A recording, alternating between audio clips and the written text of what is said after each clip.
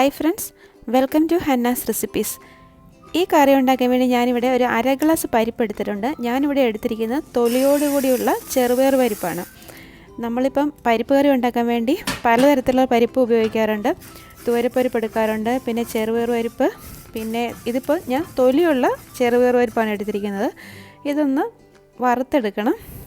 ഇതിൻ്റെ ആ പച്ച മണം ഒന്ന് മാറാൻ വേണ്ടി ചെറിയ തീയിലിട്ട് ഒരു 5 മിനിറ്റ് ഒന്ന് വറുത്തെടുക്കാം. അതിൻ്റെ കളറൊന്നും മാറണ്ട.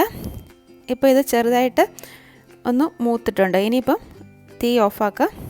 ഇത് നന്നായിട്ട് തണുത്തതിന് ശേഷം ഞാൻ ഈ ചെറുപയർ പരിപ്പ് കുറച്ച് സമയം ഒന്ന് കുതിർത്ത് വെക്കുന്നുണ്ട്.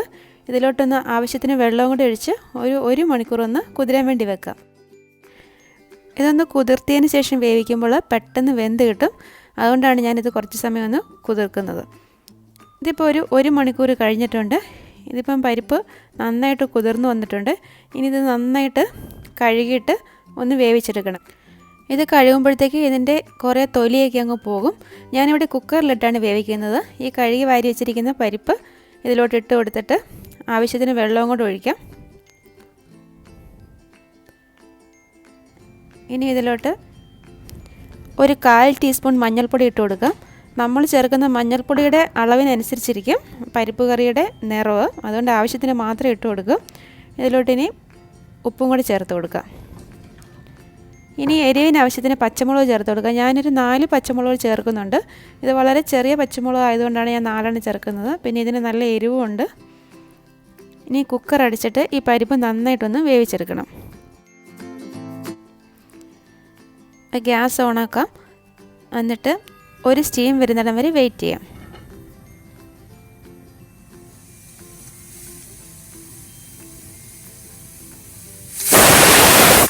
സ്റ്റീം വന്നതിന് ശേഷം തീ കുറച്ച് വെച്ചിട്ട് ഞാനൊരു 10 മിനിറ്റാണ് ഈ പരിപ്പ് വേവിച്ചെടുക്കുന്നത്. ഇപ്പോൾ ഒരു 10 മിനിറ്റ് കഴിഞ്ഞിട്ടുണ്ട്. ഇനി ഗ്യാസ് ഓഫാക്കാം. അതിനുശേഷം സ്റ്റീമെല്ലാം നന്നായിട്ട് പോയതിന് ശേഷമാണ് കുക്കർ തുറന്ന് നോക്കുന്നത്. ഇപ്പോൾ പരിപ്പ് നന്നായിട്ട് വെന്തിട്ടുണ്ട്. ഇനി ഇതൊരു തവി ഉപയോഗിച്ച് നന്നായിട്ടൊന്ന് ഉടച്ചു കൊടുക്കാം.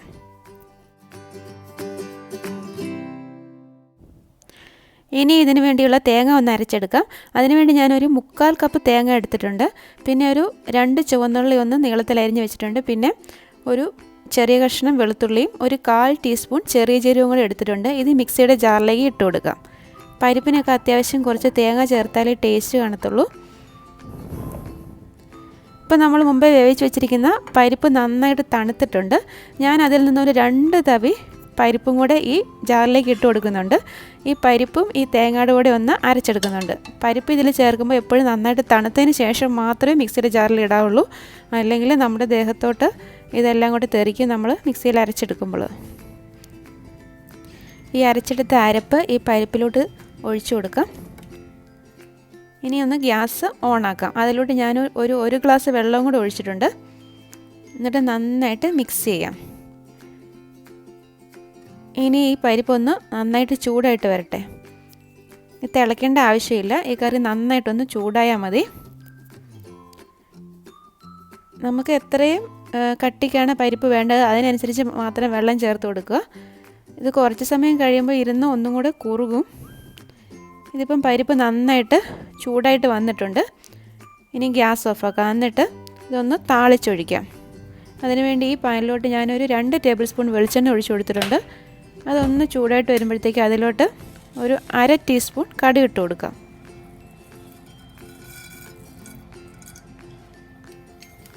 കടുക് ഇപ്പോൾ ഒന്ന് പൊട്ടി വരുന്നുണ്ട്. ഇനി ഇതിലോട്ട് അരിഞ്ഞു വെച്ചിരിക്കുന്ന ഒരു 3 ചുവന്നുള്ളി ഇട്ട് കൊടുക്കാം. ഇത് താളിക്കാൻ വേണ്ടി കുറച്ച് ചുവന്നുള്ളിയൊക്കെ ഇട്ടാലേ ടേസ്റ്റ് കാണത്തുള്ളൂ. ഒരു 3-4 വരെ ചേർത്ത് കൊടുക്കാം. ഇതിലോട്ടൊരു വറ്റൽമുളക് കീറിയും കൂടി ഇട്ട് കൊടുക്കാം. കുറച്ച് കറിവേപ്പിലയും കൂടി ചേർത്ത് കൊടുക്കാം. ഇതെല്ലാം ഒന്ന് നന്നായിട്ട് മൂക്കട്ടെ. അപ്പോൾ ഇത് നന്നായിട്ട് മൂത്ത് വന്നിട്ടുണ്ട്. ഗ്യാസ് ഓഫ് ആക്കിയിട്ട് ഇത് പരിപ്പിലോട്ട് ചേർത്ത് കൊടുക്കാം.